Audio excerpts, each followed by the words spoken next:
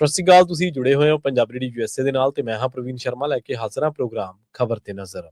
ਖਬਰ ਤੇ ਨਜ਼ਰ ਪ੍ਰੋਗਰਾਮ ਦੇ ਵਿੱਚ ਕੀ ਅਹਿਮ ਤੇ ਕੀ ਖਾਸ ਖਬਰਾਂ ਨੂੰ ਲੈ ਕੇ ਚਰਚਾ ਕਰਨ ਦੇ ਲਈ ਜੁੜ ਚੁੱਕੇ ਨੇ ਪੰਜਾਬ ਤੋਂ ਸੀਨੀਅਰ ਪੱਤਰਕਾਰ, ਉੱਘੇ ਲੇਖਕ ਅਤੇ ਸਰਗਰਮ ਸਮਾਜਿਕ ਕਾਰਕੁਨ ਦੀਪਕ ਸ਼ਰਮਾ ਚਨਾਰਥਲ ਜੀ।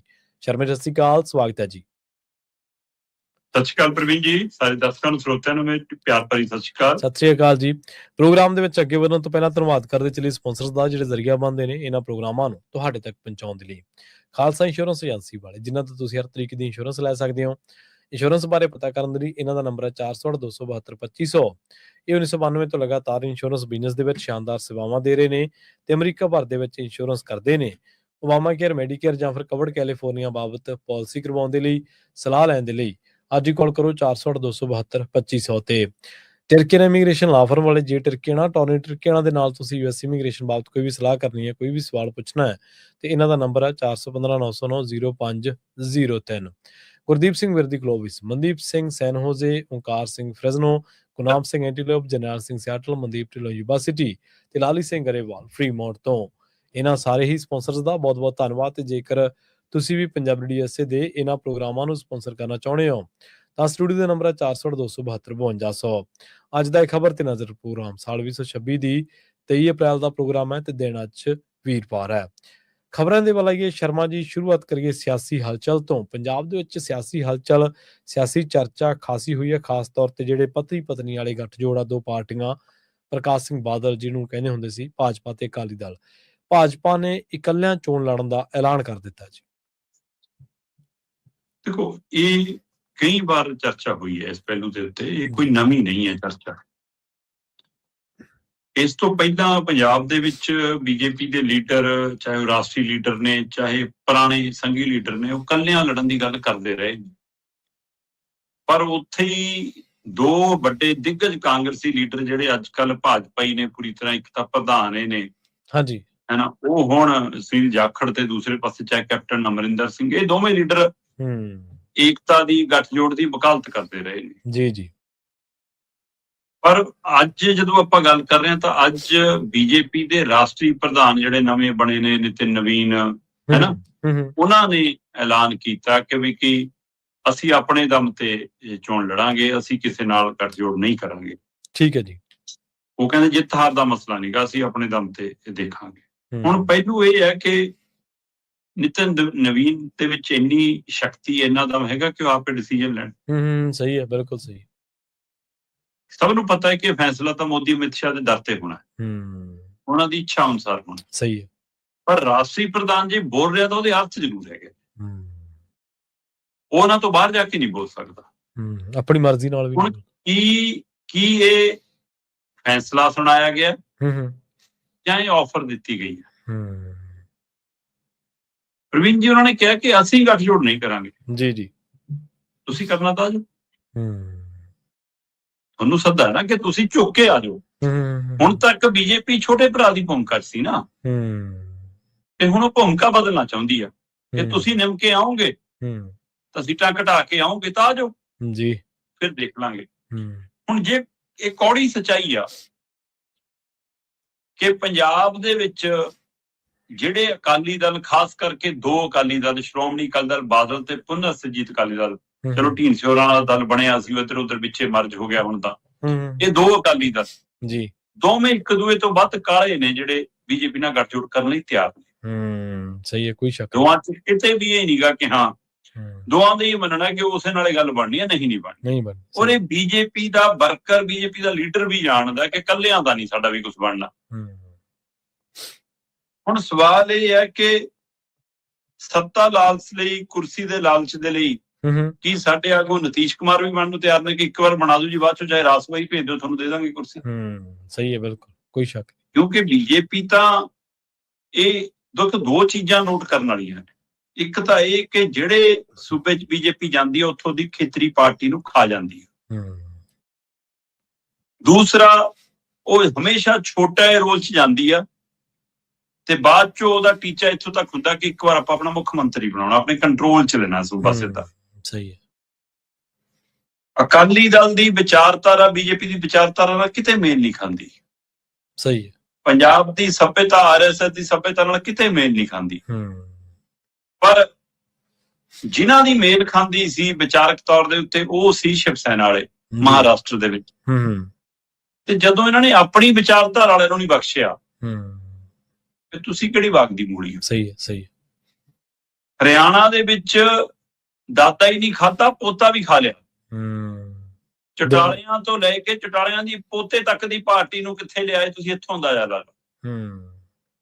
ਤੋ ਇਸ ਲਈ ਮਤਲਬ ਕਿ ਇਹ ਬਹੁਤ ਉਦਾਹਰਨਾਂ ਨੇ ਜੀ ਬੀਜੇਪੀ ਬਾਰੇ। ਨਤੀਸ਼ ਵਾਲਾ ਤਾਜ਼ਾ ਕਾਂਡ ਸਭ ਦੇ ਸਾਹਮਣੇ ਆ ਕਿ ਪਤਾ ਨਹੀਂ ਭਾਈ ਬੰਦਾ ਕਮਲਾ ਹੋ ਗਿਆ ਕਿ ਕਮਲਾ ਕਰਤਾ ਕੀ ਕਰਤਾ। ਹੁਣ ਅਗਲੇ ਕਹਿੰਦੇ ਕਿ ਹੈ ਨਾ ਲੈ ਗਏ ਅਗਲੇ ਝੂਕੇ। ਜੀ ਜੀ। ਹੁਣ ਇੱਥੇ ਵੀ ਇਹੀ ਸਥਿਤੀ ਆ, ਪਰ ਕੱਲੀ ਸਥਿਤੀ ਇਹ ਨਹੀਂ ਕਿ ਦੋਵੇਂ ਅਕਾਲੀ ਦਲ ਜਾਣ ਲਈ ਤਿਆਰ ਨੇ ਜੀ। ਸਵਾਲ ਤਾਂ ਇਹ ਤੋਂ ਅਗਲਾ ਹੈ ਕਿ ਜਿਹੜਾ ਇੱਕ ਵੱਖਰੀ ਲੀਕ ਖਿੱਚ ਕੇ ਪੰਥਕ ਤੌਰ ਤੇ ਦਿਖ ਰਿਹਾ ਹੈ ਉਹ ਅਕਾਲੀ ਦਲ ਜੇ ਨਾਲ ਨਹੀਂ ਵੀ ਜਾਊਗਾ ਤਾਂ ਵੀ ਕਿਤੇ ਟੂਲ ਬਣ ਕੇ ਵਰਤ ਤਾਂ ਨਹੀਂ ਲਿਆ ਜਾਊਗਾ। ਇਹ ਸਵਾਲ ਵੀ ਪੰਜਾਬ 'ਚ ਖੁੱਲ੍ਹੇਆਮ ਚਰਚਾ ਦੇ ਵਿੱਚ। ਸਹੀ। ਅੰਮ੍ਰਿਤਪਾਲ ਸਿੰਘ ਹੋਰਾਂ ਤੇ NSA ਖਤਮ ਹੋਇਆ, ਉਹਨਾਂ ਨੂੰ ਹੁਣ ਥਾਣੇ ਵਾਲੇ ਮਾਮਲੇ 'ਚ ਜਨਾਲਾ ਥਾਣੇ ਵਾਲੇ ਮਾਮਲੇ ਦੇ ਵਿੱਚ ਉੱਥੋਂ ਹੀ ਵੀਡੀਓ ਕਾਨਫਰੰਸ ਨੇ ਪੇਸ਼ ਕਰਕੇ 2 ਦਿਨ ਦਾ ਰਿਮਾਂਡ ਲੈ ਲਿਆ, ਡਿਬਰੂਗੜ੍ਹ ਜੇਲ੍ਹ ਰੱਖ ਲਿਆ, ਉੱਥੋਂ ਹੀ ਪੁੱਛਗਿੱਛ ਕਰੂਗੀ ਜੀ ਪੰਜਾਬ ਪੁਲਿਸ ਇਹ ਸਾਰਾ ਕੁਛ।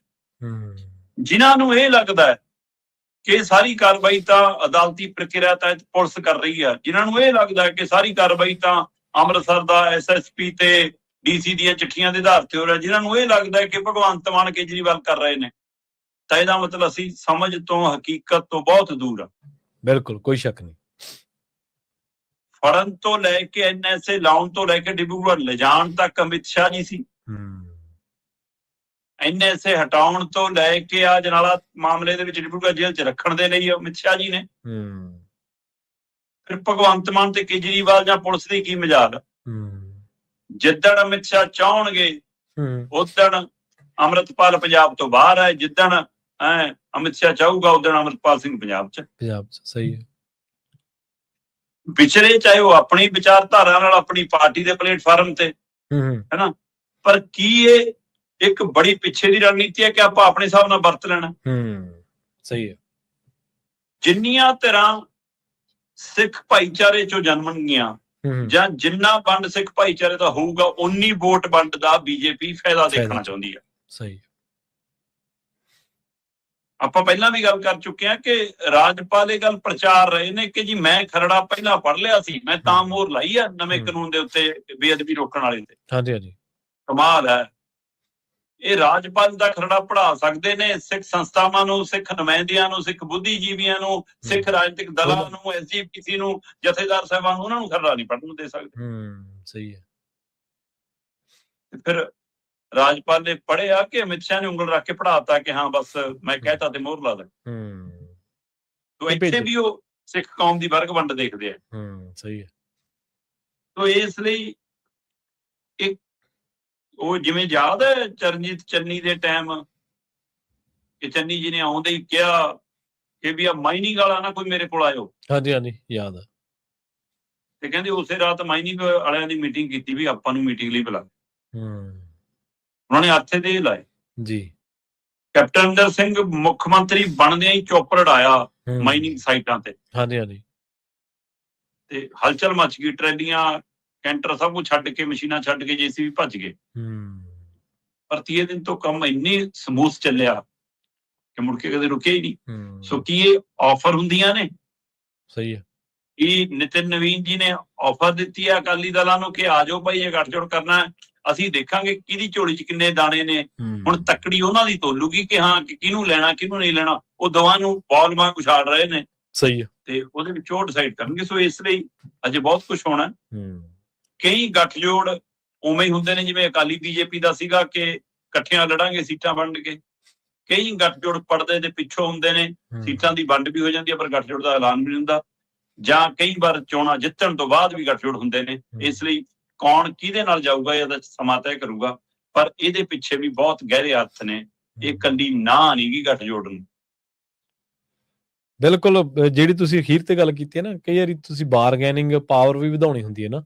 ਤੁਸੀਂ ਆਪਣੀ ਬਾਰਗੇਨਿੰਗ ਦੇ ਵਿੱਚ ਆਪਣੀ ਗੱਲ ਤਾਂ ਰੱਖਣ ਵਾਸਤੇ ਤੁਸੀਂ ਉਹਦੇ ਵਿੱਚ ਭੱਜਣ ਦਾ ਵੀ ਇੱਕ ਵਾਰੀ ਨਾਟਕ ਢੋਂਗ ਕਰਦੇ ਹੋ। ਤੇ ਗੱਠਜੋੜ ਬਿਲਕੁਲ ਇੱਕ ਗੱਲ ਤੁਸੀਂ ਹੋਰ ਵੀ ਕਹਿਣੇ ਹੁੰਦੇ ਵੀ ਗੱਠਜੋੜ ਐਲਾਨੀਆਂ ਨਹੀਂ ਹੁੰਦੇ, ਗੱਠਜੋੜ ਅਣਐਲਾਨੀਆਂ ਵੀ ਗੱਠਜੋੜ ਕਈ ਵਾਰੀ ਹੋ ਜਾਂਦੇ ਨੇ।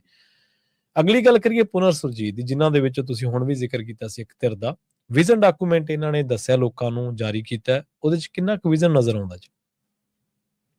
ਦੇਖੋ, ਪੁਨਰ ਸੁਰਜੀਤ ਅਕਾਲੀ ਦਲ 2 ਦਸੰਬਰ ਦੇ ਹੁਕਮਨਾਮਿਆਂ ਦੇ ਆਧਾਰ ਲੈ ਕੇ ਸਾਹਮਣੇ ਆਇਆ ਜੀ।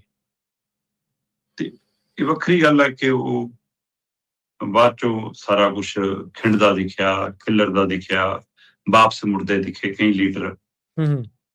ਫਿਰ ਤਾਲਮੇਲ ਕਮੇਟੀ ਬਣੀ, ਫਿਰ ਵਾਰਸ ਪੰਜਾਬ ਦੇ ਨਾਲ ਗੱਠਜੋੜ ਦਾ ਪਹਿਲੂ ਆਇਆ। ਉੱਥੇ ਵੀ ਅਜੇ ਸੀਐਮ ਦੇ ਚਿਹਰੇ ਨੂੰ ਲੈ ਕੇ ਦੁਵਿਧਾ, ਉਹ ਕਹਿੰਦੇ ਸਾਡਾ ਸੀਐਮ ਦਾ ਚਿਹਰਾ ਅਮਰਪਾਲ ਸਿੰਘ ਹੀ ਹੋਣਗੇ, ਇਹ ਕਹਿੰਦੇ ਨਾ ਐਮਐਲਏ ਤੈਅ ਕਰਨਗੇ, ਜਦੋਂ ਕਿ ਸੱਚਾਈ ਤਾਂ ਹੈ ਕਿ ਉਹ ਘਰ ਤਾਂ ਬਹੁਤ ਦੂਰ ਹੈ ਜੀ ਦੋਵਾਂ ਧਿਰਾਂ ਲਈ। ਬਿਲਕੁਲ, ਪਰ ਠੀਕ ਹੈ, ਜਦੋਂ ਤੁਸੀਂ ਰਾਜਨੀਤੀ ਕਰਨੀ ਹੁੰਦੀ ਹੈ ਤਾਂ ਤੁਸੀਂ ਇਹ ਨੈਰੇਟਿਵ ਸਿਰਜ ਕੇ ਵੀ ਰੱਖਣਾ ਹੁੰਦਾ। ਪਰ ਜਿਸ ਦਿਨ ਪੁਨਰ ਸੁਰਜੀਤ ਅਕਾਲੀ ਦਲ ਜਨਮਿਆ ਸੀ, ਉਸ ਦਿਨ ਇਹਨਾਂ ਨੇ ਕੁਝ ਨੁਕਤੇ ਜਿਹੜੇ ਸਾਹਮਣੇ ਲਿਆਉਂਦੇ ਸੀ, ਉਹਨਾਂ ਨੁਕਤਿਆਂ ਦੇ ਆਧਾਰ ਤੇ ਇੱਕ ਵਿਜ਼ਨ ਡਾਕੂਮੈਂਟ ਦੀ ਗੱਲ ਕੀਤੀ ਸੀ, ਜਿਹਨੂੰ ਆਉਂਦੇ ਆਉਂਦੇ ਬਹੁਤ ਦੇਰ ਕਰਤੀ, ਬੜੀ ਦੇਰ ਬਾਅਦ ਆਇਆ। ਪਰ ਹੁਣ ਇਸ ਵਿਜ਼ਨ ਡਾਕੂਮੈਂਟ ਦੀ ਚਰਚਾ ਜ਼ਰੂਰ ਹੈ। ਇਸ ਨੂੰ ਐਲਾਨਦਿਆਂ ਵੀ ਗਿਆਨੀ ਹਰਪ੍ਰੀਤ ਸਿੰਘ ਨੇ ਗੱਲ ਕਿਹਾ ਕਿ ਅੱਜ ਦੀ ਤਰੀਕ 'ਚ ਕੋਈ ਵੀ ਖੇਤਰੀ ਪਾਰਟੀ ਆਪਣੇ ਦਮ ਦੇ ਉੱਤੇ ਕੇਂਦਰ ਦੇ ਸਹਿਯੋਗ ਤੋਂ ਬਿਨਾਂ ਸਰਕਾਰ ਨਹੀਂ ਚਲਾ ਸਕਦੀ। ਇਹ ਵੀ ਇਸ਼ਾਰਾ ਉੱਧਰ ਹੀ ਜਾਂਦਾ ਕਿ ਅਸੀਂ ਗੱਠਜੋੜ ਦੀ ਇੱਛਾ ਰੱਖਦੇ ਹਾਂ, ਨਾ? ਸਹੀ ਹੈ। ਸੋ ਇਸ ਲਈ ਇਹ ਤਾਂ ਸਪਸ਼ਟ ਹੈ। ਫਿਰ ਤੁਸੀਂ ਵਿਜ਼ਨ ਡਾਕੂਮੈਂਟ ਦੇ ਵਿੱਚ ਗੱਲ ਕਰ ਰਹੇ ਹੋ ਸਰਬੱਤ ਦੇ ਭਲੇ ਦੀ ਤੇ ਪੰਥ ਦੇ ਬੋਲਬਾਲੇ ਦੀ, ਤਾਂ ਹੁਣ ਇਹ ਦੋਏ ਗੱਲਾਂ ਜੇ ਕੇਂਦਰ ਨਾਲ ਜਾਣਾ ਤਾਂ ਕਿਵੇਂ ਸੱਚ ਸਾਬਤ ਹੋਣਗੀਆਂ? ਉਹਨਾਂ ਦੇ ਵਿਜ਼ਨ 'ਚ ਤਾਂ ਸਭ ਦਾ ਭਲਾ ਨਹੀਂ ਹੈ, ਉਹ ਤਾਂ ਕੈਟਾਗਰੀ ਕਰਕੇ ਰੱਖਦੇ ਨੇ, ਧਰਮ ਦੀ, ਜਾਤ ਦੀ, ਵੰਡ ਦੀ। ਸਹੀ। ਤੇ ਪੰਥ ਦੇ ਬੋਲਬਾਲੇ ਦੇ ਵਿੱਚ ਉਹ ਤਾਂ ਕੰਟਰੋਲ ਕਰਨ ਨੂੰ ਫਿਰਦੇ ਨੇ, ਘੱਟ ਗਿਣਤੀਆਂ। ਤੇ ਫਿਰ ਇਹ ਕਿਵੇਂ ਉੱਥੇ ਲਾਗੂ ਹੋਏਗਾ? ਪਰ ਤਾਂ ਵੀ ਅਜੇ ਕੋਈ ਗੱਠਜੋੜ ਨਹੀਂ ਹੋਇਆ, ਇਸ ਲਈ ਆਪਾਂ ਅਜੇ ਇਹ ਗੱਲਾਂ ਕਿਉਂ ਕਰੀਏ? ਆਪਾਂ ਗੱਲ ਕਰੀਏ ਕਿ ਉਹਨਾਂ ਦਾ ਵਿਜ਼ਨ ਡਾਕੂਮੈਂਟ। ਵਿਜ਼ਨ ਡਾਕੂਮੈਂਟ ਦੇ ਵਿੱਚ ਚੰਗੀ ਗੱਲ ਹੈ, ਉਹ ਕਹਿੰਦੇ 45% ਟਿਕਟਾਂ ਨੌਜਵਾਨਾਂ ਨੂੰ ਦੇਵਾਂਗੇ। ਇਹ 33% ਦੀ ਗੱਲ ਕਰਦੇ ਨੇ, ਅਸੀਂ ਬੀਬੀਆਂ ਨੂੰ 35% ਦੇਵਾਂਗੇ ਜੀ। ਔਰ ਸਮੁੱਚੇ ਵਿਜ਼ਨ ਡਾਕੂਮੈਂਟ 'ਚ 3 ਝਲਕਾਰੇ।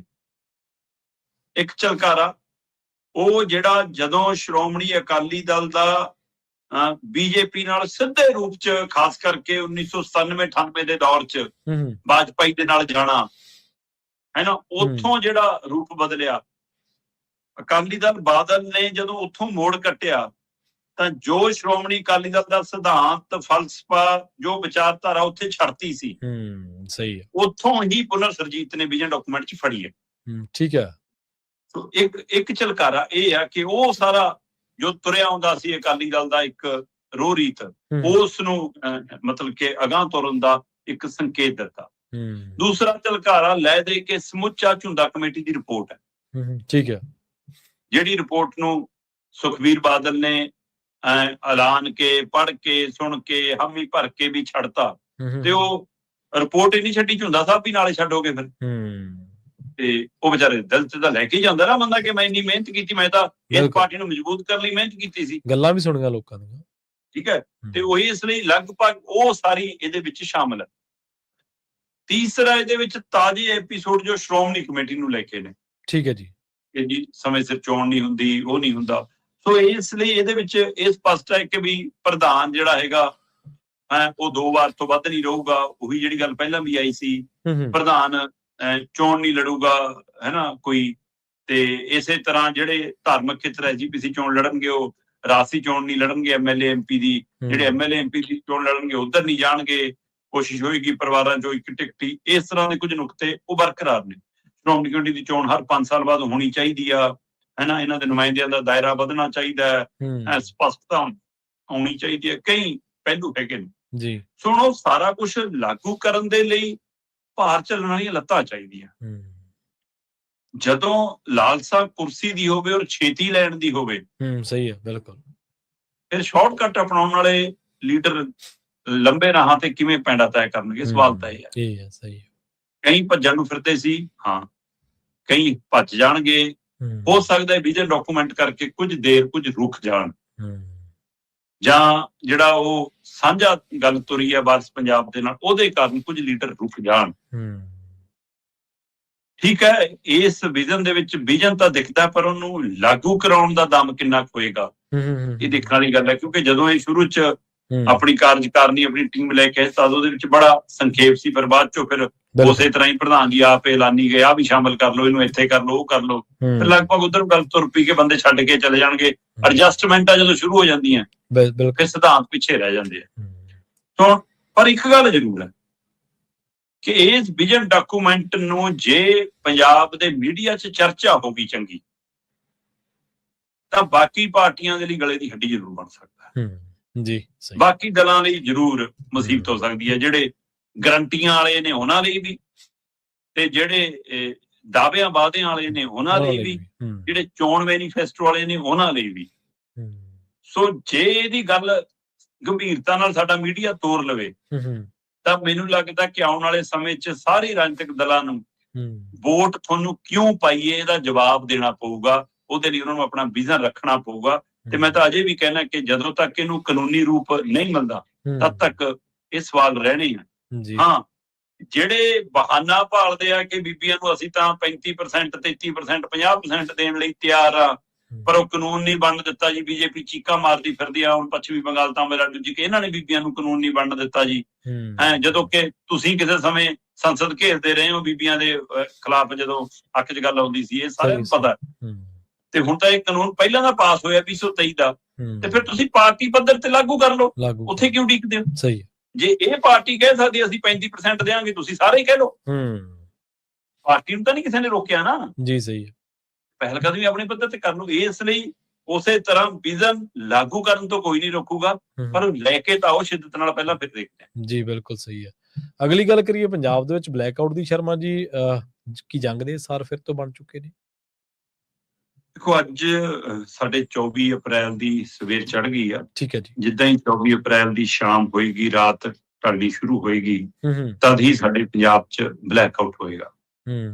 ਅੱਜ ਸ਼ਾਮ ਨੂੰ 7:55 ਤੇ ਸਾਇਰਨ ਵੱਜਣਗੇ। ਇੱਕ ਬੀਪ ਜਿਹੜੀ ਹਾਈ ਤੇ ਲੋ ਸਪੀਡ 'ਚ ਜਾਏਗੀ, ਅਪ ਡਾਊਨ ਹੋਏਗੀ, ਤੇ ਉਹ 2 ਮਿੰਟ ਦੇ ਕਰੀਬ ਉਹ ਸਾਇਰਨ ਵੱਜਣੇ, ਤੇ ਉਸ ਤੋਂ ਬਾਅਦ ਪਾਵਰ ਗ੍ਰਿਡਾਂ ਤੋਂ ਪਾਵਰ ਬੰਦ ਹੋ ਜਾਣੀ ਹੈ ਜੀ। ਤੇ ਇਹਦੇ ਨਾਲ ਹੀ ਘਰਾਂ ਨੂੰ ਸਪਸ਼ਟ ਹਦਾਇਤ ਹੈ ਕਿ ਤੁਸੀਂ ਇਨਵਰਟਰ, ਜਨਰੇਟਰ ਇਹਦੇ ਰਾਹੀਂ ਵੀ ਲਾਈਟ ਨਹੀਂ ਜਗਾ ਸਕਦੇ। ਹੋਰ ਤਾਂ ਹੋਰ ਤੁਸੀਂ ਬੈਟਰੀ ਜਾਂ ਫੋਨ ਦੇ ਵਿੱਚ ਵੀ ਜਿਹੜੀ ਲਾਈਟ ਹੈ ਉਹਨੂੰ ਵੀ ਔਨ ਨਹੀਂ ਕਰ ਸਕਦੇ। ਠੀਕ ਹੈ ਜੀ। ਸੋ ਇਹ ਸਖਤ ਹਦਾਇਤ ਆ, ਪੂਰਨ ਬਲੈਕਆਊਟ ਇੱਕ ਤਰ੍ਹਾਂ ਨਾਲ। ਬੇਸ਼ੱਕ ਇਹ 15 ਮਿੰਟ ਦਾ 8 ਵਜੇ ਤੋਂ ਲੈ ਕੇ ਸ਼ਾਮ ਦੇ 8 ਵਜੇ ਤੋਂ ਲੈ ਕੇ ਸ਼ਾਮ ਦੇ ਰਾਤ ਦੇ 8:15 ਵਜੇ ਤੱਕ 15 ਮਿੰਟ ਲਈ ਬਲੈਕਆਊਟ ਆ। ਤੇ ਇਹਨੂੰ ਰਿਹਰਸਲ ਦਾ ਨਾਮ ਦਿੱਤਾ ਜਾ ਰਿਹਾ ਕਿ ਜਸਟ ਇੱਕ ਪ੍ਰੈਕਟਿਸ ਹੈ। ਪਰ ਇਹ ਦਿਨ ਕਿਹੜੇ ਨੇ? 22 ਅਪ੍ਰੈਲ ਨੂੰ ਜਦੋਂ ਪਹਿਲਗਾਮ ਵਾਲੀ ਉਹ ਘਟਨਾ ਵਾਪਰਦੀ ਹੈ। ਜੀ ਸਹੀ ਹੈ। ਤੇ ਉਸ ਤੋਂ ਬਾਅਦ ਫਿਰ 6-7 ਮਈ ਨੂੰ ਉਹ ਅਟੈਕ ਹੁੰਦਾ ਜਿਹਨੂੰ ਮਿਸ਼ਨ ਸੰਦੂਰ ਦਾ ਨਾਂ ਦਿੱਤਾ ਜਾਂਦਾ। ਉਸ ਦੌਰਾਨ ਪੰਜਾਬ 'ਚ ਡਰੋਨ ਹਮਲੇ, ਹੈ ਨਾ, ਕਈ ਥਾਵਾਂ ਤੇ ਗੋਲੇ, ਕਈ ਕੁਛ ਚੀਜ਼ਾਂ, ਹੈ ਨਾ, ਉਹ ਨੁਕਸਾਨਾ, ਕਿਸੇ ਦੇ ਘਰ ਤੇ, ਕਿਸੇ ਧਾਰਮਿਕ ਸਥਾਨ, ਕਿਤੇ ਕੁਛ, ਕਾਫੀ ਕੁਛ ਹਿਲਜੁਲ ਹੋਈ। ਏਅਰਵੇਜ਼ ਸਾਡਾ ਪਠਾਨਕੋਟ ਵਾਲਾ, ਹੈ ਨਾ, ਕਾਫੀ ਕੁਛ। ਤੇ ਉਹਨਾਂ ਦਿਨਾਂ ਨੂੰ ਹੀ ਤੁਸੀਂ ਪ੍ਰੈਕਟਿਕਲੀ ਚੁਣਦੇ ਹੋ, ਫਿਰ ਲੋਕ ਹੱਥ ਲਾ ਰਹੇ ਜੀ। ਜੇ ਰੂਟੀਨ 'ਚ ਕਾਰਵਾਈ ਹੁੰਦੀ ਫਿਰ ਵੱਖਰੀ ਗੱਲ ਸੀ, ਪਰ ਦਿਨ ਇਹ ਚੁਣਨੇ। ਔਰ ਉਸ ਸਮੇਂ ਜਦੋਂ ਪਾਕਿਸਤਾਨ ਇਹ ਕਹਿ ਰਿਹਾ ਹੋਵੇ ਕਿ ਅਸੀਂ ਜਿਹੜੀ ਉਹ ਹਵਾਈ ਪੱਟੀ ਵਰਤਣ ਤੋਂ ਰੋਕੀ, ਉਹਦੀ ਹੱਦ ਹੋਰ ਵਧਾ ਰਹੇ ਹਾਂ, ਭਾਰਤ ਸਾਡੀ ਹਵਾਈ ਪੱਟੀ ਨਹੀਂ ਵਰਤ ਸਕੂਗਾ। ਜਦੋਂ ਪਾਣੀ ਵਾਲਾ ਮਸਲਾ ਵਿਵਾਦ 'ਚ ਖੜਾ ਹੋਵੇ, ਜਦੋਂ ਅਮਰੀਕਾ ਇਰਾਨ ਵਾਲੀ ਭੂਮਿਕਾ 'ਚ ਪਾਕਿਸਤਾਨ ਵਿਚੋਲੇ 'ਚ ਹੋਵੇ, ਤੇ ਸਾਡੇ ਲਈ ਕਈ ਸਵਾਲ ਖੜੇ ਹੋਣ ਅੰਤਰਰਾਸ਼ਟਰੀ ਪੱਧਰ ਤੇ, ਉਸ ਸਮੇਂ ਤੇ ਇਹ ਸਭ ਦੇ ਦਰਮਿਆਨ ਹੀ ਇਹ ਪਹਿਲੂ ਕਿ ਮਿਸ਼ਨ ਸੰਦੂਰ ਸਸਪੈਂਡਡ ਮੋਡ 'ਚ ਹੈ, ਖਤਮ ਨਹੀਂ, ਰੱਦ ਨਹੀਂ। ਤੇ ਇਸ ਨੇ ਫਿਰ ਫਿਕਰ ਵਧਾਇਆ ਪੰਜਾਬੀਆਂ ਦਾ। ਸਰਹੱਦ ਤੇ ਬੈਠੇ ਆ ਜਨਾਬ, ਸਾਡੇ ਲਈ ਤਾਂ ਹਰ ਚੀਜ਼ ਮਤਲਬ ਫਿਰ ਚਿੰਤਾਜਨਕ ਹੁੰਦੀ ਹੈ। ਤੇ ਉਸ ਹਵਾਲੇ ਨਾਲ ਬੇਸ਼ੱਕ ਕਿਹਾ ਜਾ ਰਿਹਾ ਕਿ ਬਈ ਹਸਪਤਾਲਾਂ ਦੀ ਲਾਈਟ ਜਗਾਈ ਜਾ ਸਕਦੀ ਹੈ, ਉੱਥੇ ਜਨਰੇਟਰ, ਇਨਵਰਟਰ ਚਲਾਏ ਜਾ ਸਕਦੇ ਨੇ। ਇਹ ਤਾਂ ਇੱਕ ਮੌਕ ਡਰਿਲ ਹੈ ਨਾ। ਕੀ ਇਹ ਸੱਚਮੁੱਚ ਮੌਕ ਡਰਿਲ ਹੈ ਜਾਂ ਚੁੱਪ-ਚਾਪ ਫਿਰ ਕੁਛ ਹੋਣ ਜਾ ਰਿਹਾ? ਇਹ ਫਿਕਰ ਖੜਾ ਹੈ ਭਾਰਤੀਆਂ ਦੇ ਮਨਾਂ 'ਚ, ਖਾਸ ਕਰ ਪੰਜਾਬੀਆਂ ਦੇ ਮਨਾਂ 'ਚ। ਜੀ ਬਿਲਕੁਲ ਸਹੀ ਹੈ। ਤੇ ਸ਼ਰਮਾ ਜੀ, ਗੱਲ ਕਰੀਏ ਜਿਹੜਾ ਮਤਦਾਨ ਹੋਇਆ ਪੱਛਮੀ ਬੰਗਾਲ ਦੇ ਵਿੱਚ ਤੇ ਤਾਮਿਲਨਾਡੂ ਦੇ ਵਿੱਚ। ਪੱਛਮੀ ਬੰਗਾਲ ਦੇ ਵਿੱਚ 93% ਹੋਇਆ ਜੀ, ਤੇ ਤਾਮਿਲਨਾਡੂ ਦੇ ਵਿੱਚ 85% ਹੋਇਆ। 93% ਵਾਲੇ ਮਤਦਾਨ ਤੋਂ ਇਹ ਲੱਗਦਾ ਕਿ ਸ਼ਾਇਦ ਕਈ ਵਾਰੀ ਐਂਟੀ ਇਨਕਮੈਂਸੀ ਜਿਹੜੀ ਉਹਦੀ ਵੋਟ ਜ਼ਿਆਦਾ ਪੈਂਦੀ ਹੈ, ਤੇ ਸੱਤਾਧਾਰੀ ਧਿਰ ਨੂੰ ਅਕਸਰ ਇਹ ਗਿਣਿਆ ਜਾਂਦਾ ਕਿ ਇਹਦਾ ਕਈ ਵਾਰੀ ਨੁਕਸਾਨ ਵੀ ਹੋ ਜਾਂਦਾ ਜੀ। ਦੇਖੋ, 17 ਵਾਰ ਚੋਣਾਂ ਹੋ ਚੁੱਕੀਆਂ ਹੁਣ ਤੱਕ ਆਜ਼ਾਦ ਭਾਰਤ ਤੋਂ ਬਾਅਦ ਪੱਛਮੀ ਬੰਗਾਲ। ਵਿੱਚ। ਠੀਕ ਹੈ ਜੀ। ਤੇ ਇਹ ਪਹਿਲੀ ਵਾਰ ਹੈ ਕਿ 90% ਤੋਂ ਉੱਪਰ ਵੋਟ ਪੋਲ ਹੋਈ ਹੋਵੇ, ਮਤਲਬ 93% ਦੇ ਕਰੀਬ। ਇਹ ਵਧਣ ਦਾ ਇਜ਼ਾਫਾ ਅਜੇ ਵੀ ਹੈਗਾ ਕਿ ਸਾਡਾ ਚੋਣ ਕਮਿਸ਼ਨ ਬਾਅਦ ਚੋਂ ਵੀ 2-2 ਦਿਨਾਂ 3-3 ਦਿਨਾਂ ਬਾਅਦ ਵੀ ਅਪਡੇਟ ਦਿੰਦਾ ਹੁੰਦਾ। ਹਾਂਜੀ ਹਾਂਜੀ ਸੋ ਇਸ ਬਿਲਕੁਲ। ਲਈ ਇੱਥੇ ਉਮੀਦ ਹੈਗੀ ਹੈ ਕਿ ਵਧੂਗਾ। ਸਹੀ ਹੈ। ਪਰ ਜਿਹੜਾ ਸਵਾਲ ਤੁਸੀਂ ਕਰ ਰਹੇ ਹੋ, ਬਿਲਕੁਲ ਇਹ ਹੁਣ ਦੋਏ ਧਿਰਾਂ ਇਸ ਗੱਲ ਨੂੰ ਇਸ ਤਰੀਕੇ ਕਰਨਾ ਲੈ ਰਹੀਆਂ ਨੇ ਕਿ ਸਾਨੂੰ ਫਾਇਦਾ ਜਾਂ ਸਾਨੂੰ ਫਾਇਦਾ। ਦੇਖੋ, ਮਮਤਾ ਉਹਨਾਂ ਦੀ ਧਿਰ ਦਾ ਮੰਨਣਾ ਹੈ ਕਿ ਲੋਕਾਂ ਦੇ ਮਨਾਂ 'ਚ ਇੰਨਾ ਰੁੱਸਾ ਪੈਦਾ ਹੋਇਆ ਜਿਹੜੀ ਵੋਟ ਸਧਾਈ SIR ਕੀਤੀ, ਜਾਂ ਜਿਹੋ ਜੀ ਵਰਗ ਵੰਡ, ਜਾਤ ਵੰਡ, ਧਰਮ ਵੰਡ ਇਹ ਕਰ ਰਹੇ ਨੇ ਉਹਦੇ ਨਾਲ, ਹੈ ਨਾ। ਜੀ ਜੀ। ਇਸ ਲਈ ਕਿ ਮਮਤਾ ਜਿਵੇਂ ਸੂਬੇ ਲਈ ਖੜਦੀ ਆ, ਜਾਂ ਲੋਕਾਂ 'ਚ ਉਹਦਾ ਜੋ ਪ੍ਰਾਊਡ ਹੈ, ਜਾਂ ਉਹਨੂੰ ਮਾਨਤਾ ਹੈ, ਉਹਦੇ ਆਧਾਰ ਤੇ ਕਹਿੰਦੇ ਕਿ ਲੋਕ ਪੂਰੀ ਤਾਕਤ ਨਾਲ ਨਿਕਲੇ ਤਾਂ ਜੀ ਤਾਂ ਮਮਤਾ ਨੂੰ ਵੋਟ ਪਈ ਆ। ਠੀਕ ਹੈ। ਪਰ ਇਹ ਦਲੀਲ ਤਾਂ ਮਮਤਾ ਪੱਖ ਦੀ ਹੈ ਨਾ। ਜਦੋਂ BJP ਨੂੰ ਪੁੱਛੋਗੇ ਉਹ ਕਹਿੰਦੇ ਜੀ ਇਤਿਹਾਸ ਇਸ ਗੱਲ ਦਾ ਦਮ ਭਰਦਾ ਹੈ ਕਿ ਜਦੋਂ ਸੱਤਾਧਾਰੀ ਧਿਰ ਨੂੰ ਪਲਟਾਉਣਾ ਹੋਵੇ ਤਾਂ ਲੋਕ ਪੂਰੇ ਜੋਸ਼ ਨਾਲ ਬਾਹਰ ਨਿਕਲਦੇ ਆ। ਹਾਂਜੀ ਹਾਂਜੀ ਬਿਲਕੁਲ। ਇਸ ਲਈ ਇਹ ਵੱਧ ਵੋਟ ਤਾਂ ਸਾਨੂੰ ਲਾਹੇਵੰਦ ਹੈ, ਸਾਨੂੰ ਫਾਇਦੇਮੰਦ ਹੈ। ਠੀਕ ਹੈ, ਦੋਏ ਧਿਰਾਂ 4 ਮਈ ਤੱਕ ਤਾਂ ਖੁਸ਼ ਰਹਿ ਸਕਦੀਆਂ ਨਾ। ਫਿਰ 4 ਮਈ ਨੂੰ ਨਤੀਜੇ ਤੋਂ ਬਾਅਦ ਤਾਂ ਇੱਕ ਧਿਰ ਨੇ ਖੁਸ਼ ਹੋਣਾ। ਜੀ ਜੀ। ਪਰ ਇੱਕ ਗੱਲ ਹੈ ਕਿ ਮਮਤਾ ਬੈਨਰਜੀ ਦੀ ਪਾਰਟੀ ਚੋਣ ਲੜੀ ਆ ਜੀ, ਤੇ BJP ਵੱਲੋਂ ED, CBI, ਇਨਕਮ ਟੈਕਸ, ਚੋਣ ਕਮਿਸ਼ਨ, ਸੰਘ, ਭਾਜਪਾ, ਕੇਂਦਰ ਸਰਕਾਰ ਬਹੁਤ ਧਿਰਾਂ ਮਿਲ ਕੇ ਚੋਣ ਲੜਦੀਆਂ। ED, CBI ਸਭ ਕੁਝ। ਬਿਲਕੁਲ ਉਹ ਬੜੀਆਂ ਧਿਰਾਂ ਮਿਲ ਕੇ ਲੜਦੀਆਂ ਨੇ। ਸੋ ਹੁਣ ਇੱਥੇ ਕੱਲੇ ਨੂੰ ਕੱਲੇ ਵਾਲੀ ਤਾਂ ਕਬੱਡੀ ਹੈ ਨਹੀਂ ਗੀ ਇਹ।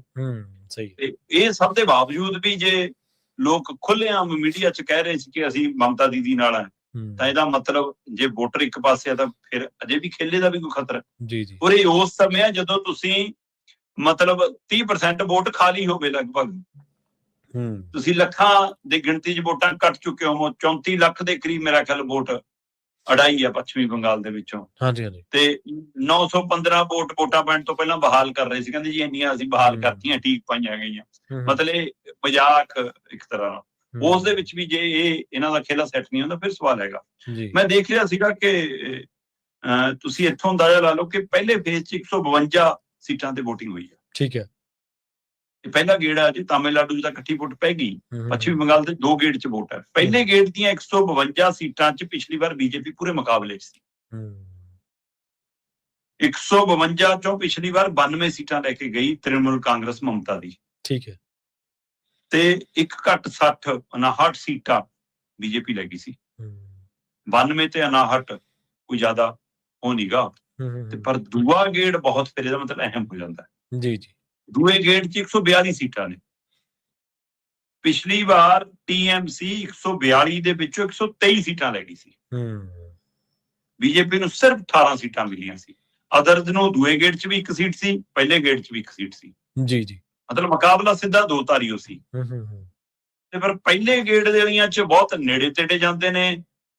60-90 ਦਾ ਗੇੜ ਰਹਿੰਦਾ। ਇੱਥੇ ਹੁਣ 123 ਤੇ 18 ਦਾ। ਇਹਦਾ ਮਤਲਬ ਪਹਿਲੇ ਗੇੜ 'ਚ BJP ਆਪ ਨੂੰ ਪਿਛਲੀ ਵਾਰ ਨਾਲੋਂ ਦਰੁਸਤ ਕਰਨਾ ਚਾਹੂਗੀ ਕਿ ਅਸੀਂ ਹੋਰ ਨੇੜੇ ਲਿਆਈਏ। ਹਾਂਜੀ ਹਾਂਜੀ। ਪਰ ਫੈਸਲਾ ਕੁੱਲ ਦੂਜਾ ਗੇੜ ਹੀ ਰਹੂਗਾ। ਇਹਦਾ ਮਤਲਬ ਕਿ ਜੇ ਤ੍ਰਿਣਮੂਲ ਕਾਂਗਰਸ ਇਸ ਪਾੜੇ ਨੂੰ ਕਾਇਮ ਰੱਖਦੀ ਆ ਜਾਂ ਹੋਰ ਘਟਾ ਲੈਂਦੀ ਆ, ਹੈ ਨਾ, ਇਹ ਖੱਪਾ ਵੱਧ ਜਾਂਦਾ ਆਪਸ ਦੇ ਵਿੱਚ ਦੂਰੀ ਦਾ, ਫਿਰ ਤਾਂ ਫਾਇਦਾ। ਤੇ ਜੇ BJP ਨੇੜੇ ਲਿਆਉਂਦੀ ਹੈ ਇਹਨੂੰ, ਆਪਣੀਆਂ ਸੀਟਾਂ ਨੂੰ ਉੱਪਰ ਲੈ ਜਾਂਦੀ ਹੈ ਇਹ 'ਚ, ਫਿਰ ਇਹ ਚੈਲੰਜ ਵੀ ਹੈਗਾ। ਸੋ ਦੇਖਦੇ ਹਾਂ ਇਹ 4 ਮਈ ਨੂੰ। ਪਰ ਤਾਮਿਲਨਾਡੂ ਦੇ ਵਿੱਚ ਵੀ ਇਸੇ ਤਰ੍ਹਾਂ ਰਿਕਾਰਡ ਤੋੜ ਮੈਂ ਦੇਖ ਰਿਹਾ ਸੀਗਾ ਕਿ ਜਿਵੇਂ 17 ਸਾਲਾਂ ਦੀ ਆਪਾਂ ਗੱਲ ਕਰਦੇ ਹਾਂ, 1951 'ਚ 41% ਵੋਟ ਪਈ ਸੀ ਸਾਰੀ, ਮਤਲਬ ਕਿ ਪੱਛਮੀ ਬੰਗਾਲ 'ਚ, ਹੈ ਨਾ। 1951 'ਚ ਵੀ 47%। ਇਹ ਜਾ ਕੇ 1982 'ਚ 76% ਦੇ ਨੇੜੇ ਤੇੜੇ ਗਈ ਆ। 1996 'ਚ 82 ਤੇ ਗਈ ਆ। ਤੇ 2016 'ਚ ਵੀ 82, 2021 'ਚ 81 ਤੇ ਇਸ ਵਾਰ 93%। ਜੇ ਪਹਿਲਾ ਗੇੜਾ ਦੂਆ ਗੇੜ ਮਿਲਾ ਕੇ ਓਵਰਆਲ ਹੋਊਗੀ, ਫਿਰ ਦੇਖਦੇ ਆ। ਪਹਿਲੇ ਗੇੜ ਦੀ ਇੰਨੀ ਜਾਣਾ ਹੀ ਬਹੁਤ ਵੱਡੀ ਗੱਲ ਹੈ। ਇਸੇ ਤਰ੍ਹਾਂ ਤਾਮਿਲਨਾਡੂ 'ਚ ਵੀ 14 ਵਾਰ ਚੋਣਾਂ ਹੋ ਚੁੱਕੀਆਂ। 1967 'ਚ 76% ਵੋਟ ਸੀ, ਜਿਹੜੀ ਮੈਂ ਦੇਖਦਾ ਘਟਦੀ ਵੀ ਰਹੀ ਹੈ। 2001 'ਚ ਤਾਂ 60% ਦੇ ਗੇੜ 'ਚ ਰਹਿ ਗਈ ਸੀ। 2016 'ਚ 74%, 2021 'ਚ 72% ਗਈ ਹੈ ਤੇ ਇਸ ਬਾਰੇ 85% ਦੇ ਪਾਰ ਜਾ ਰਹੀ ਹੈ। ਜੀ। ਸੋ ਇਸ ਲਈ ਵੋਟ ਪਰਸੈਂਟ ਵਧੀ ਹੈ ਤੇ ਦੋਵਾਂ ਸੂਬਿਆਂ ਦੇ ਵਿੱਚ, ਕਿਉਂਕਿ ਉੱਥੇ ਵੀ ਤਕੋਣਾ ਮੁਕਾਬਲਾ ਲੋਕ ਗੱਲ ਕਰਨ ਲੱਗ ਪਏ ਨੇ ਕਿ ਕੁਝ ਬਣ ਸਕਦਾ ਤਾਮਿਲਨਾਡੂ 'ਚ ਵੀ। ਸੋ ਇੱਥੇ ਵੀ ਦੇਖਣ ਵਾਲੀ ਗੱਲ ਹੋਏਗੀ ਕਿ ਇੱਥੇ ਦੋ ਧਾਰੀ ਮੁਕਾਬਲੇ 'ਚ ਬੀਜੇਪੀ ਹੁਣ ਕਿਸ ਸਥਿਤੀ 'ਚ ਆਉਂਦੀ ਆ। ਸੋ ਹੂੰ। ਕਾਫੀ ਫਸਵੇਂ ਮੈਚ ਵੀ ਹੋ ਸਕਦੇ ਨੇ, ਪਰ 4 ਮਈ ਨੂੰ ਲੱਗ ਜੂ ਪਤਾ। ਜੀ, ਬਿਲਕੁਲ ਸਹੀ ਆ। ਤੇ ਜਾਂਦਿਆਂ ਦੀ ਗੱਲ ਕਰੀਏ, ਪੰਜਾਬ ਦੀ ਅਪ੍ਰੈਲ ਮਹੀਨੇ ਦੇ ਵਿੱਚ ਹੀ ਕਹਿੰਦੇ ਤੰਦੂਰ ਵਾਂਗੂ ਤਪੀ ਜਾਂਦਾ ਜੀ ਪੰਜਾਬ ਤਾਂ। ਦੇਖੋ, ਇੱਕ ਤਾਂ ਮੌਸਮ ਦੀ ਮਾਰ ਉੱਪਰ ਬਿਜਲੀ ਵਾਲੀ ਕਿੱਲਤ ਤੇ ਵੱਡਾ ਸਵਾਲ ਤਾਂ ਖੜਾ ਹੀ ਖੜਾ ਹੈ। ਹਾਂਜੀ। ਪਰ ਇਹ ਪਹਿਲੂ ਬਿਲਕੁਲ ਹੈ ਕਿ ਜਿਹੜੀ ਗਰਮੀ ਮਈ 'ਚ ਜਾ ਕੇ ਪੈਂਦੀ ਸੀ, ਮਈ ਦੇ ਅਖੀਰਲੇ ਹਫ਼ਤਿਆਂ ਜੂਨ 'ਚ ਪੈਂਦੀ ਸੀ, ਉਹ ਅਪ੍ਰੈਲ ਦੇ ਤੀਜੇ ਹਫ਼ਤੇ ਪੈਣ ਲੱਗ ਪਈ। ਹੂੰ। ਬਠਿੰਡਾ ਕੱਲ 44 ਡਿਗਰੀ ਦੇ ਪਾਰ ਗਿਆ। ਜੀ, ਸਹੀ ਹੈ। ਇੱਥੋਂ ਅੰਦਾਜ਼ਾ ਲਾ ਲਓ। ਚੰਡੀਗੜ੍ਹ, ਸ਼੍ਰੀ ਅਨੰਦਪੁਰ ਸਾਹਿਬ, ਨੰਗਲ, ਇਹ ਬੈਲਟ ਸ਼ਿਵਾਲਿਕ ਦੀਆਂ ਪਹਾੜੀਆਂ ਦੇ ਨਾਲ, ਸਤਲੁਜ ਦਰਿਆ ਦੇ ਨਾਲ ਉਹ ਲੱਗਦਾ ਖੇਤਰ, ਉੱਥੇ ਵੀ 40 ਡਿਗਰੀ 41 ਡਿਗਰੀ ਤਾਪਮਾਨ ਹੈ ਕੱਲ। ਅੱਛਾ। ਇੱਥੋਂ ਅੰਦਾਜ਼ਾ ਲਾ ਲਓ ਕਿ ਸਥਿਤੀ ਕੀ ਹੈ। ਹੂੰ। ਮੈਂ ਦੇਖ ਰਿਹਾ ਸੀਗਾ, ਬਠਿੰਡਾ 44 ਡਿਗਰੀ ਹੈ ਜੀ, ਫਰੀਦਕੋਟ 43 ਡਿਗਰੀ, ਪਟਿਆਲਾ 41 ਡਿਗਰੀ ਤੋਂ ਉੱਪਰ, ਹੂੰ। Nangal 40.1 degree, Ludhiana 41 degree, Fazilka 40 degree, Amritsar 40 degree ਤੋਂ ਪਾਰ, ਤੇ ਇੱਧਰ ਫਰੀਦਾਬਾਦ, ਰੋਹਤਕ, ਸਿਰਸਾ 43 ਡਿਗਰੀ ਦੇ ਪਾਰ ਹਰਿਆਣਾ 'ਚ। ਹੂੰ। ਹਿਮਾਚਲ ਦੇ 9 ਤੋਂ 10 ਮੈਦਾਨੀ ਜਿਹੜੇ ਮਤਲਬ ਕਿ ਖੇਤਰ ਨੇ, ਉਹ ਉੱਥੇ ਇਹੀ ਜਿਹੀ ਗਰਮੀ ਹੋ ਗਈ ਇਹਨਾਂ ਦਾ ਲਾ ਲਓ ਕਿ ਉਹ ਵੀ 32 33 ਡਿਗਰੀ ਤੇ ਜਾ ਰਹੇ ਨੇ, ਹਿਮਾਚਲ ਦੇ ਸ਼ਹਿਰ ਵੀ। ਸੋ ਇਸ ਲਈ ਇਹ ਬਹੁਤ ਬੇਮੌਸਮੀ ਗਰਮੀ ਵੀ ਤੁਸੀਂ ਕਹਿ ਸਕਦੇ ਹੋ ਇਹਨੂੰ। ਜੀ, ਜੀ। ਇਹ ਕੁਦਰਤ ਦੇ ਤੌਰ ਦੇ ਉੱਤੇ ਇੱਕ ਖਿਲਵਾੜ ਦਾ ਨਤੀਜਾ ਵੀ ਹੈ ਅਸੀਂ ਕਿ ਫਰਵਰੀ 'ਚ ਵੀ ਅਸੀਂ ਗਰਮੀ ਮਹਿਸੂਸ ਕਰਦੇ ਹਾਂ। ਹਾਂਜੀ। ਮਾਰਚ ਅਪ੍ਰੈਲ ਦੇ ਪਹਿਲੇ ਹਫ਼ਤਿਆਂ 'ਚ ਫਿਰ ਠੰਡ ਵੀ ਪਰਤਦੀ ਆ, ਮੀਂਹ ਗੜੇ ਵੀ ਪੈ ਕੇ ਫਸਲ ਤੇ ਵੀ ਮਾਰ ਪੈਂਦੀ ਆ, ਤੇ ਹੁਣ ਫਿਰ ਅਚਾਨਕ ਗਰਮੀ ਦੀ ਤਪਸ਼ ਇੱਕੋਦਮ ਵੱਧ ਗਈ ਆ। ਇਹਦਾ ਮਤਲਬ ਮਈ ਜੂਨ ਤੱਕ ਹਾਲਤ ਕੀ ਹੋਊਗੀ, ਇਹ ਚਿੰਤਾਜਨਕ ਸਥਿਤੀ ਆ। ਤੇ ਇਹਦਾ ਅਸਰ ਬੰਦਿਆਂ ਤੇ, ਪਸ਼ੂਆਂ ਤੇ, ਜੀਵਾਂ ਤੇ, ਜੰਤੂਆਂ ਤੇ, ਬਨਸਪਤੀ ਤੇ, ਸਾਰਿਆਂ ਤੇ ਪੈਣਾ ਬਹੁਤ ਭਿਆਨਕ। ਬਿਲਕੁਲ ਤੁਹਾਡੀ ਗੱਲ ਦਰੁਸਤ ਸੀ ਕਿ ਤੰਦੂਰ ਵਾਂਗ ਤਪ ਰਿਹਾ ਪੰਜਾਬ। ਜੀ, ਬਿਲਕੁਲ। ਤੇ ਸ਼ਰਮਾ ਜੀ, ਇਹਨਾਂ ਖਾਸ ਖਬਰਾਂ ਤੇ ਖਾਸ ਜਾਣਕਾਰੀਆਂ ਦੇ ਲਈ ਤੁਹਾਡਾ ਬਹੁਤ ਧੰਨਵਾਦ ਜੀ। ਸਤਿ ਸ਼੍ਰੀ ਅਕਾਲ। ਸਤਿ ਸ਼੍ਰੀ ਅਕਾਲ ਜੀ। ਪ੍ਰੋਗਰਾਮ ਖਬਰ ਤੇ ਨਜ਼ਰ ਨੂੰ ਆਪਾਂ ਇੱਥੇ ਸਮਾਪਤ ਕਰਾਂਗੇ। ਤੁਹਾਡਾ ਸਾਰਿਆਂ ਦਾ ਵੀ ਬਹੁਤ ਧੰਨਵਾਦ। ਸਤਿ ਸ਼੍ਰੀ ਅਕਾਲ। ਇਸੇ ਤਰ੍ਹਾਂ ਜੁੜੇ ਰਹੋ ਪੰਜਾਬੀ ਰੇਡੀਓ USA ਦੇ ਨਾਲ।